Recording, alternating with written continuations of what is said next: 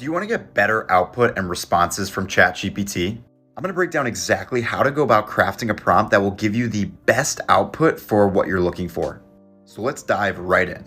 First off, I think you should start every single prompt with "I want you to act as." This is where you convey to ChatGPT the exact context it's operating under. So you could say, "I want you to act as a personal trainer. I want you to act as an advertiser. I want you to act as a travel guide." In this example, I'm going to say, "I want you to act as an advertiser." The next sentence of your prompt should start with "I will." This is where you set the relationship between you and ChatGPT and what data you will provide it. So back to my example, I said, "I will give you a product and the target customer." Now the next part of the prompt should start with "you will."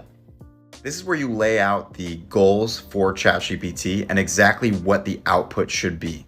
So back to my example, I said, "You will create a campaign to promote the product. You will choose the product slogan, channels for promotion, the key messaging, and the brand guidelines." Now this is the opportunity to get as specific as you want. My prompt is pretty basic, but if I wanted to get more specific around the messaging should be funny or anything else specific to the goal of the outcome, this is where you would include that. Next off, you put in your request.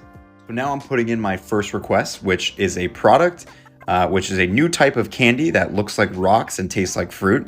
That's all I could come up with. Target audience is young adults age 15 to 23.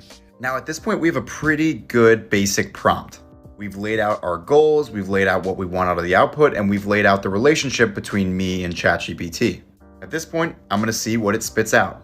Now, if you wanna see the output, you could pause the video, take a look, and here's the rest of it. In future videos, I'll break down more complex prompt engineering, and I'll also talk more about how you can fine tune the output to get it exactly where you want it to be and how it can actually remember the way that you fine tuned it.